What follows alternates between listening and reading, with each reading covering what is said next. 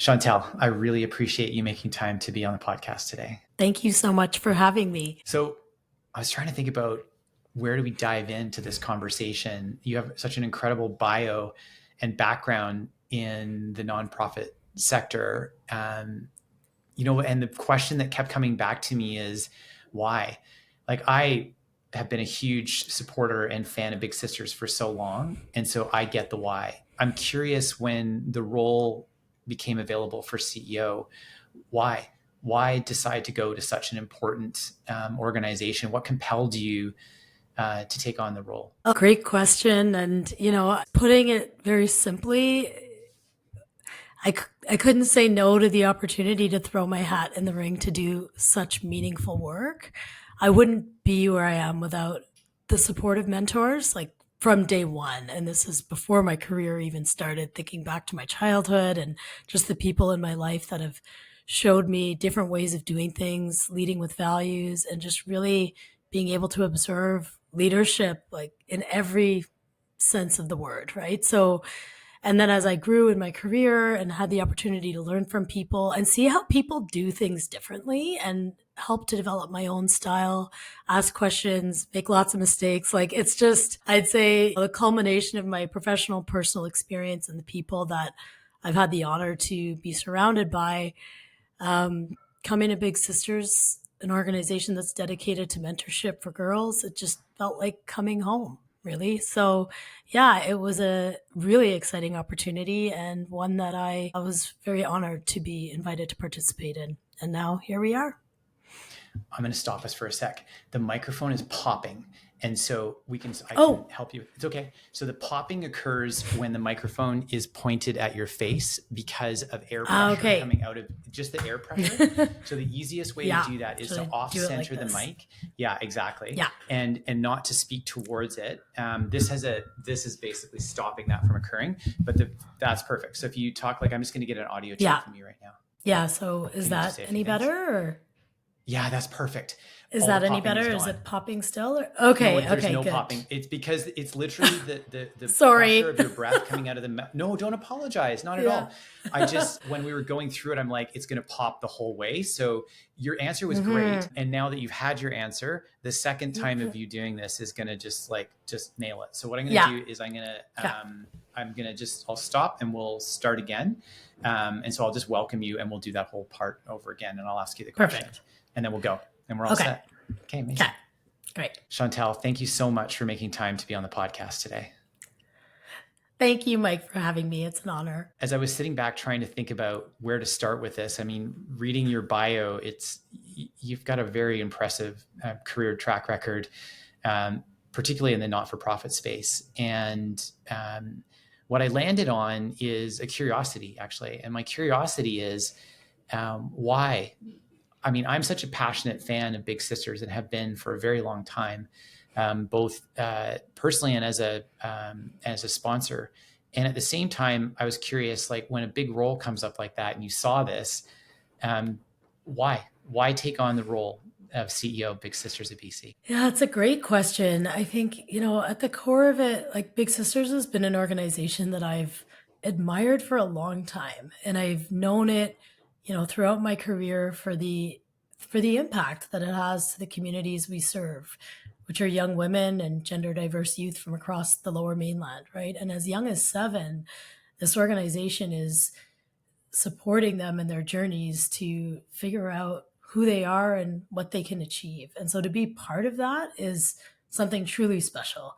And in my career, I've benefited from mentors immensely and beyond before I started working, even in my personal life, my family, just seeing how people lead and the approach that they take to moving through this world with purpose, right? So when Big Sisters called and invited me to throw my hat in the ring and, fast forward through the process of what that looked like, it felt like coming home. It felt like joining a community that I knew I always belonged to. And so it's a real honor and a privilege to be in this role and do this work. I want to touch on mentorship. You mentioned that before in your personal life and also in your professional life, you've had great mentorship. And I think it's, critical in the big sister relationships as well. There are mentor mentee type relationships, and I'm what I'm curious about is how seeing those relationships has affected your view of mentorship. And I'm curious how you've taken what you've seen and applied that to your own leadership roles. There's so much in the mentee mentor relationship that is reciprocal. Like both individuals get a lot out of it. And I think that's a really important thing to consider in leadership as well.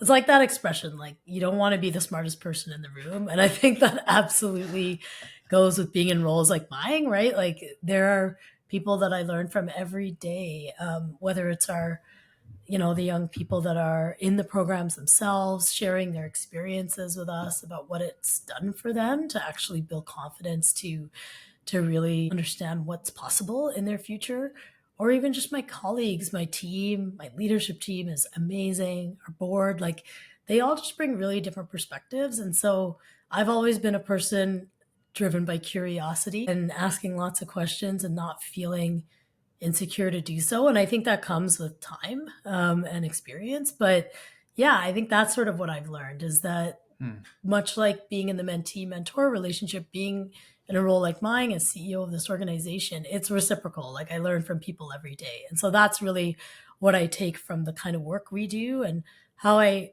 endeavor to implement that in my day. And so in that mentor mentee relationship back to big sisters, how do you measure success? I mean, you have we start with young people as young as 7 years old, and the organization's been around a long time.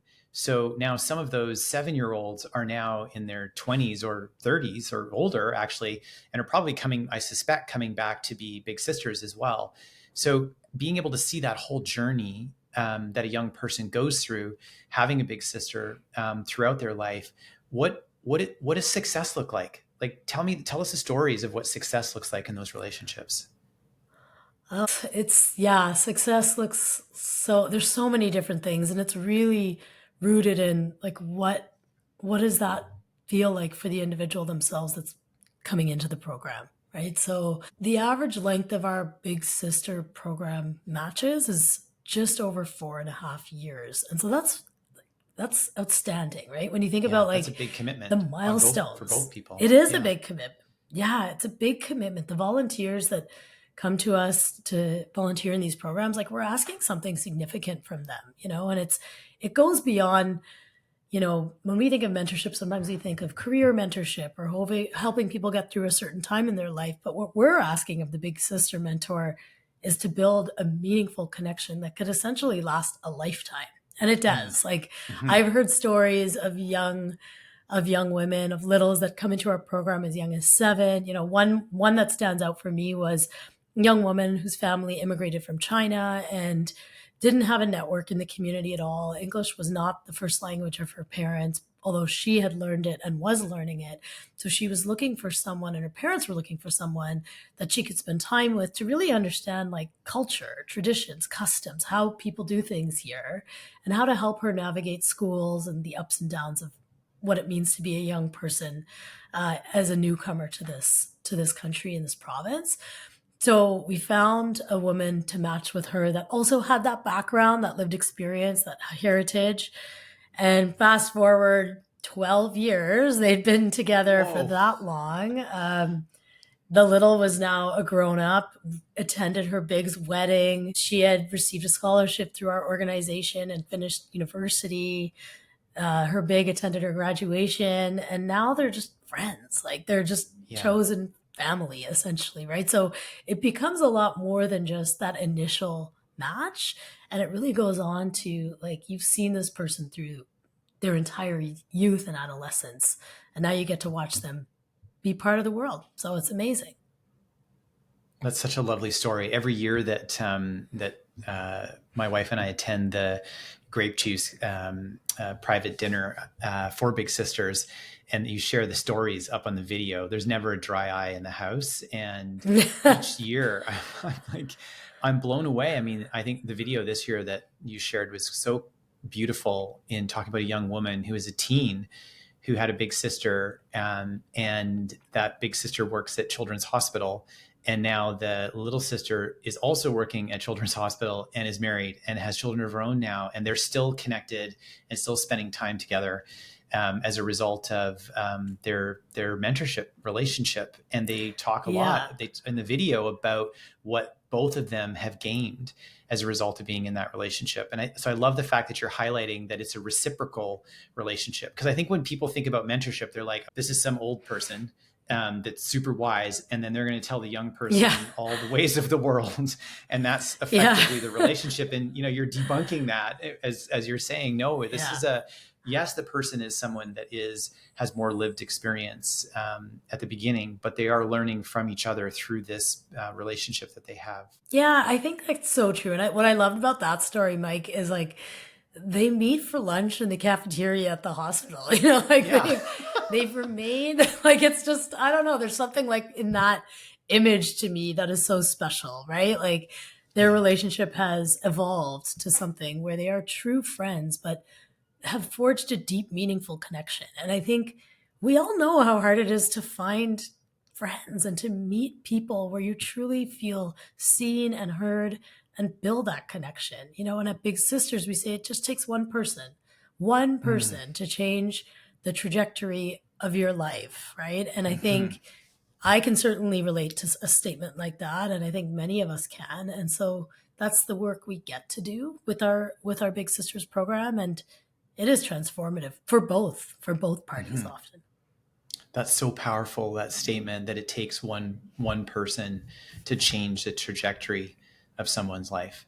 And that's, I think when you're signing up to be a mentor in whatever the capacity is, whether it's Big Sisters, whether it's through business, I'm not sure the gravity of the relationship, at least in the ones I've been involved in, the mentors that I've had, the mentoring that I've done, it's later on that the true gravity of the relationship kicks in to see how transformative those relationships have been, whether I've been the mentee or the mentor, how much I've learned and how much I've changed and grown as a result of that. Yeah, absolutely. It's a reflective process. I think you kind of sit back and you think about, how did I get here? Right? Who helped me get here? Right. And when you really take time to do that, you realize that there's a few standout people. Sometimes it's just one, right? So that's kind of like what I find when I think and talk to the young people in our programs. And like you said earlier, that, they go on and they come back and they want to give back. They want to volunteer. They want to be that person for somebody else. And that's pretty amazing as well, I got to say. I think sometimes, people have asked me, like, where do I find a mentor? Like, I don't have a mentor. I don't know who would be my mentor. And my response is like, well, sometimes your mentors are people that might not even be living anymore. They might be somebody who is a historical figure that there's been a lot written about. I love Stoicism. Marcus Aurelius has been dead a very long time, but his meditations are still available in print. There's lots of work done in that space. I think that when we look in our lives, there are people whose values and personality and character we want to emulate. And whether they be in the business world, in the public sector, it doesn't matter, not-for-profit sector, we look at that person and we say, in the back of our minds, like, when I grow up, I hope I'm like this person in the world. And that is technically a mentor-mentee relationship, even if you've never met that person. If you happen to have a person that's like that in your life, spending time together and asking great questions as the mentee of the mentor, without having it to be like, I would like you to formally mentor me, and we're going to meet, every month or every week for this period of time, which is, valid. You absolutely can have a mentor or mentee relationship like that. And I find that big step of, I'm going to have this formal thing going, stops a lot of people from getting into that place that you're describing. And so I hope that if you're listening to this right now, to the podcast, and you thought, I need to have a mentor, the mentor is probably not that far away from you. They might be actually a lot closer than you imagine. If you think about people whose character, values, and way of showing up in the world is one that you want to emulate, they're usually going to be 15 years older than you. That's a nice gap from a starting point. And yeah, so I just wanted to share that's been my experience and learning along the way of this mentorship journey. Yeah, that's a great perspective, Mike, and I really appreciate it. I've had that same, right? Like it's these Mm-hmm. people that, you know, whether it's a boss or a colleague or a friend or someone you've met in community and you just kind of want to keep them in your life somehow, and you find yourself going to them for advice, for guidance. Like, and it's often like I've had this experience where it's often at times of transition in your life, you know, should I go down one path or the other? Everything is telling me to do this, but my gut's telling me I want to try something different. And, you know, when you want to take a risk, like help sort of like jumping off that cliff, I find can be really helpful from these kinds of people in your life. And it does not have to be a formal situation for sure. In fact, like sometimes the informal relationships are the ones where you feel most safe to ask some of these tough questions too. That's a very good point. Well, I hope that if you're listening to this and you don't currently have a mentor, that this compels you to start looking around and consider where that mentor might be in your life. And they don't have to be your mentor forever. Sometimes, like I look at these relationships as having seasons. I remember when one of my mentors came to me and said, I feel like we're friends now. And this sort of formalness of our mentor mentee relationship, can we just like hang out? Can we go to hockey games? Can we go for lunch? Can we go for breakfast and just check in with each other? He said, I've learned so much from being in relationship with you and getting to know you. And I just want to continue this. And I felt so moved because I was so grateful. Yeah. And I kept thinking about this person as a mentor. And it meant a lot to me when he said that.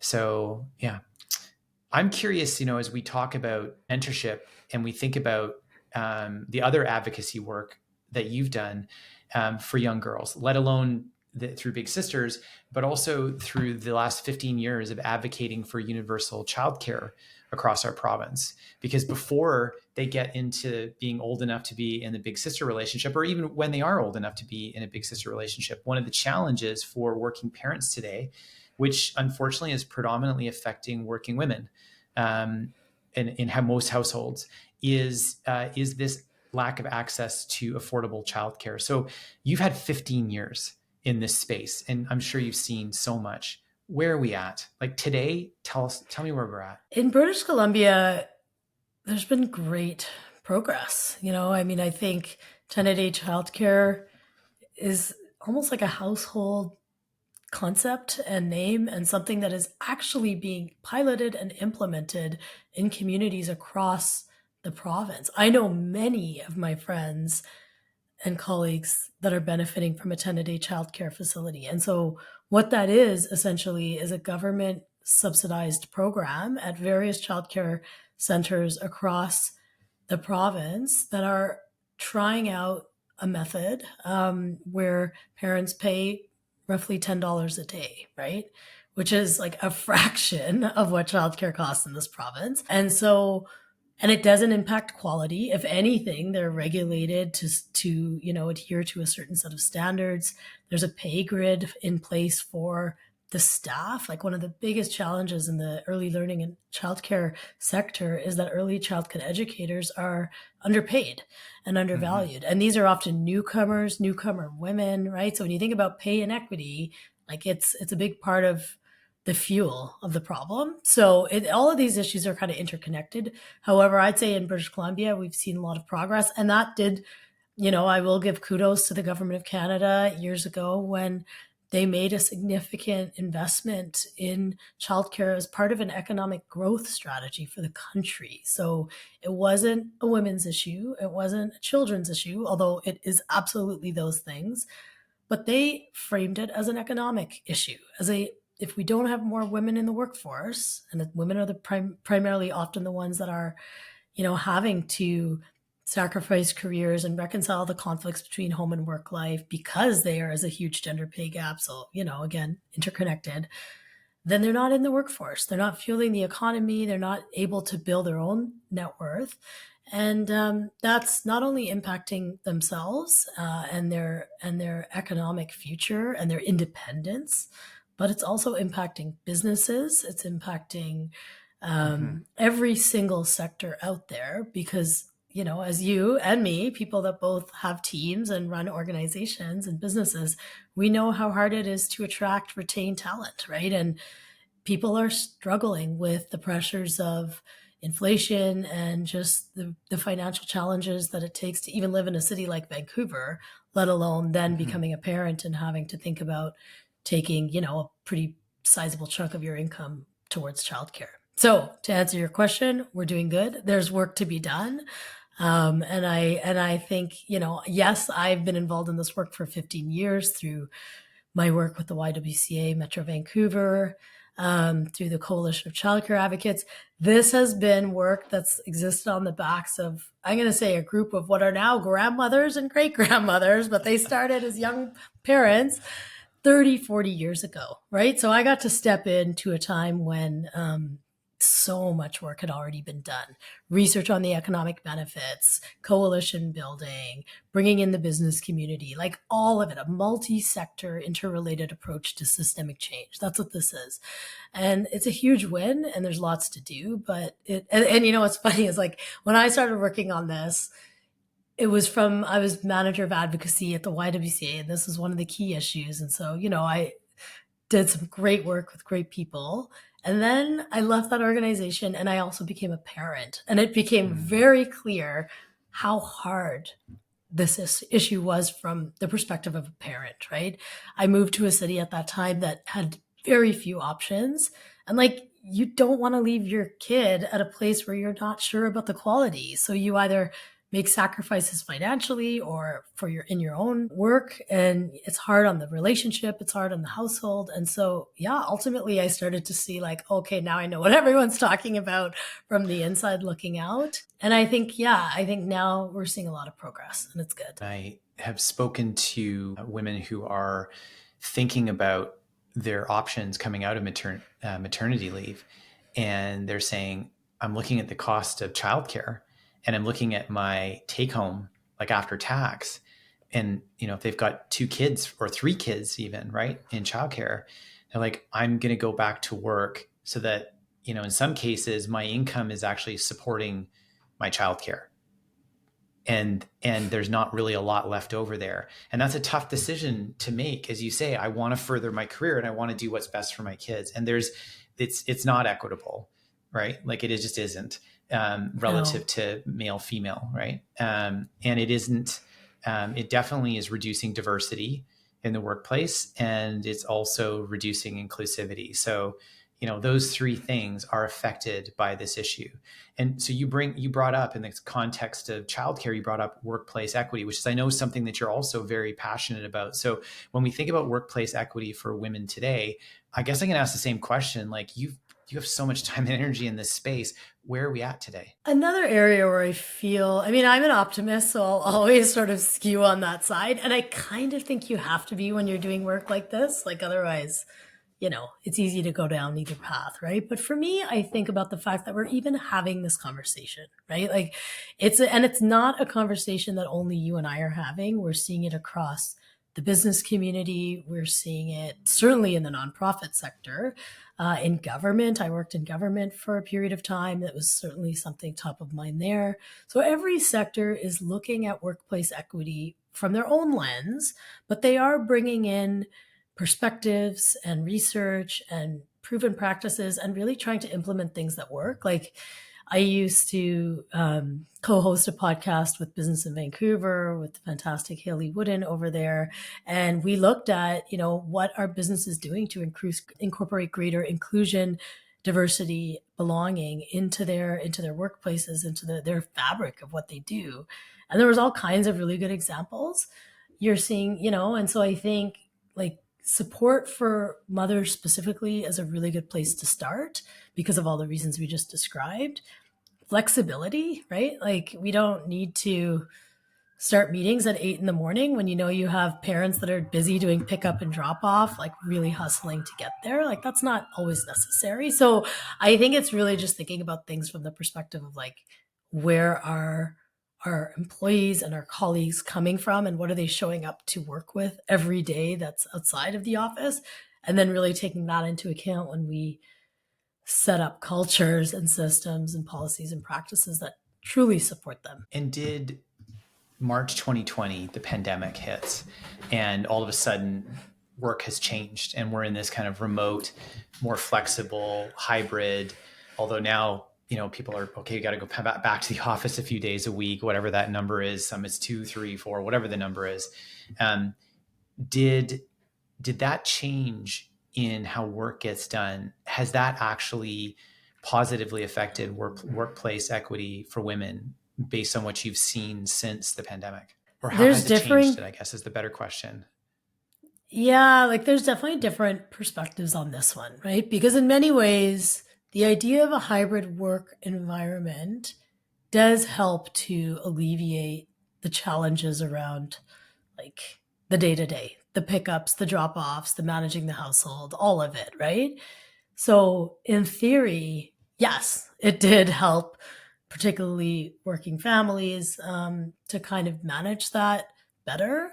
But I think the data shows that a lot of that extra work, like now you're working with your kids at home, which I mean, Right. when I have flashbacks to the pandemic with a toddler running around and trying to do something like this, it just like makes my head spin. I can't Right. even imagine what we were all dealing with, but we did it somehow.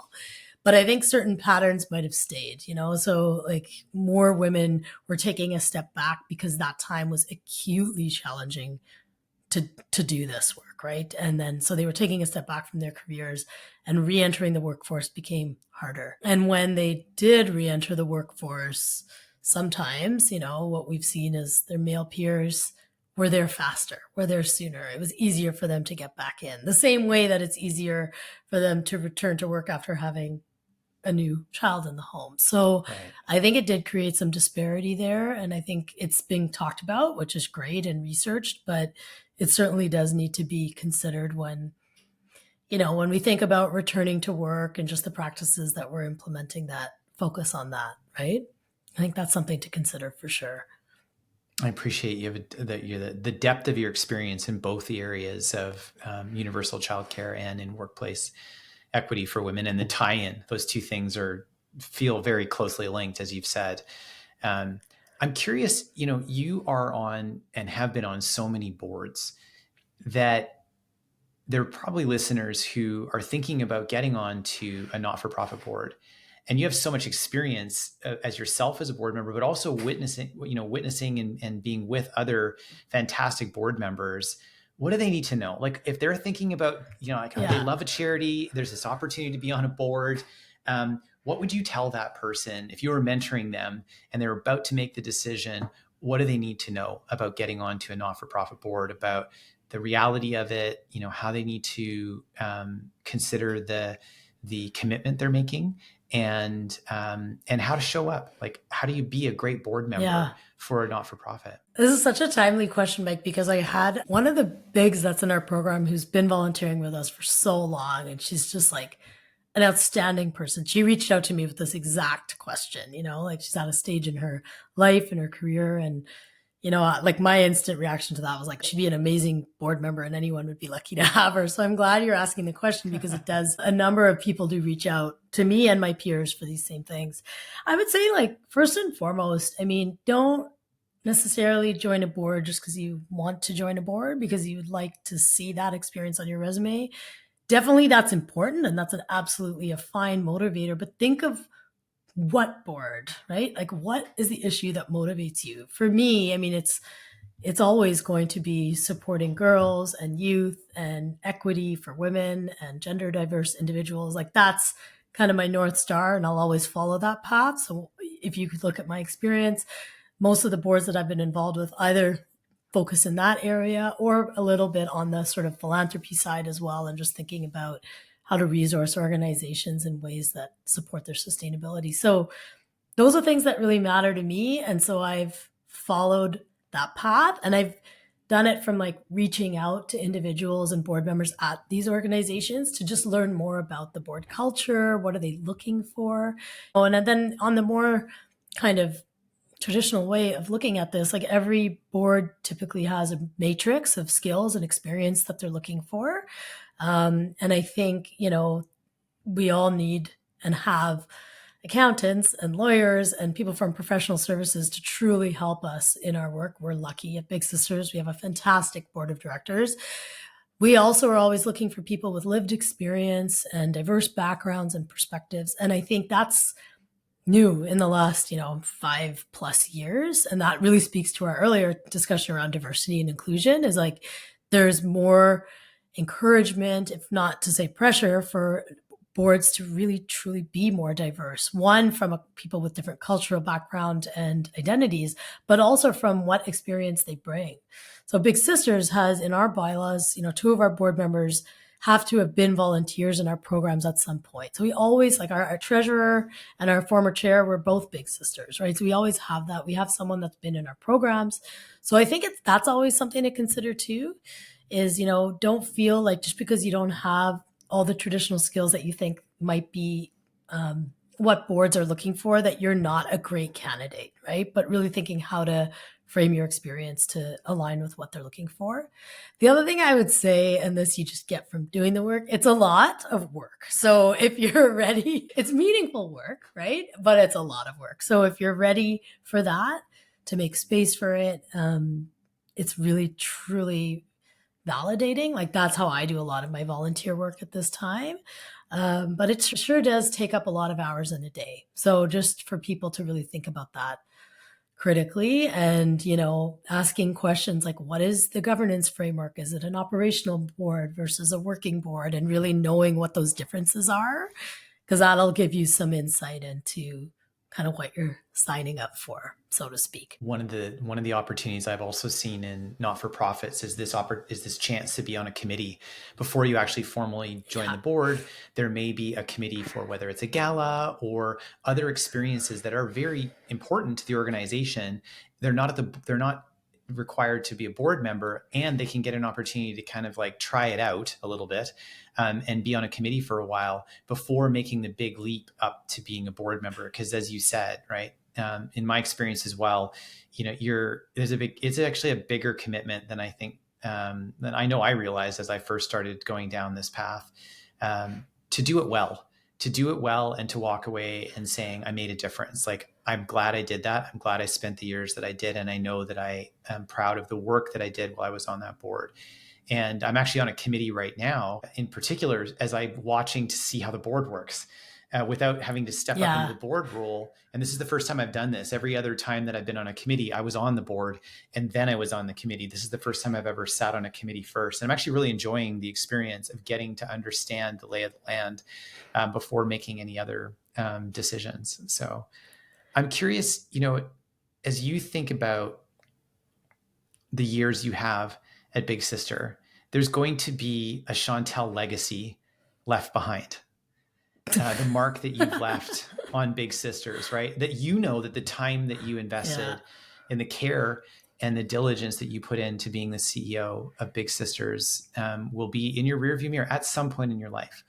And I'm curious what's the legacy that you want to leave behind? Like, what will success look like for you, Chantelle, when you look back on this experience? Yesterday, I was talking to my husband about work just over the dinner table. And I just, I was like, working at Big Sisters gives me so much joy for so many reasons that we talked about. And I said, like, when I look at Big Sisters, I see endless possibilities, right? For programming, for bringing in new networks to our community, for growing our organization, but mostly growing our impact, for creating sustainable, diversified revenue, for safeguarding our future with an investment strategy that supports our organization into the long term. Ultimately, it's the people, right? Like, I think Big Sisters is an organization where nothing to me feels insurmountable because I'm never doing it alone, right? And like you said, as a longtime supporter of our organization, Mike, like you've seen the kinds of people that are behind it, right? Like Sarah McNeil, who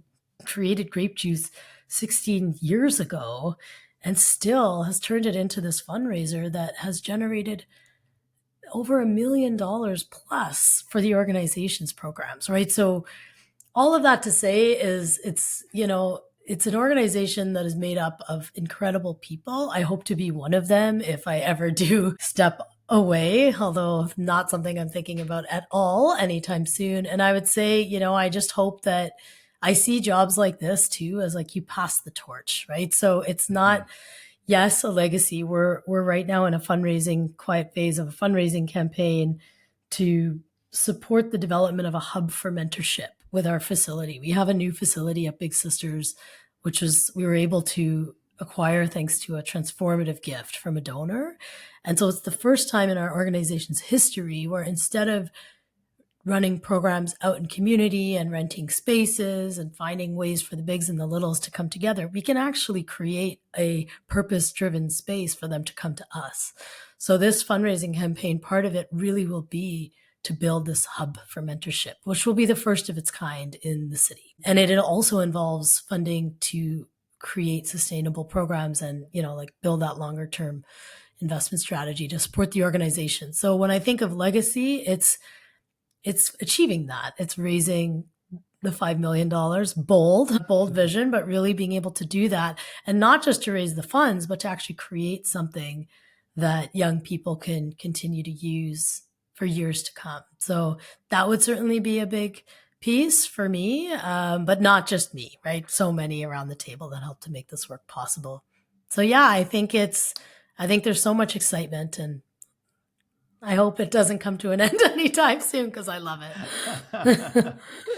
And for listeners who are inspired by everything that they've heard you say today and want to find out how to become a big sister, or want to find out like how to help with a gala, how to attend a gala, how to attend grape juice, how to help, right, how to be part of this, how to make a donation, like how do you get started, like how do you get, if you're sitting there in your seat or not, I want to help, I'm compelled, so where do they get started, like where's Yeah, the best place for them to go? definitely. I mean, they can reach out to us anytime. I'm really active on LinkedIn and people reach out to me there all the time, and I do my best to connect. Like I love connecting with people. So that's a great way to get in touch. On our website, it's very clearly laid out sort of how to get involved. We are absolutely recruiting mentors across all of our programs. And so please reach out there. And then volunteering, being part of our gala, all of it. There's lots of ways to participate. I'd say a good first step is go to our website and find out how to get in touch with us. And please do. And someone will get in touch right away. Amazing. Chantelle, I really appreciate you making the time to have this conversation. It's always a joy when I get a chance to spend time with you. And I know our listeners are going to or have benefited from hearing your wisdom. You've done a lot, and when they see your bio, they heard about that coming into the intro, and you've demonstrated that today. So thank you for making the time. Well, thank you, Mike, and thank you for bringing me here and for all that you do as well to support our community. We're so grateful.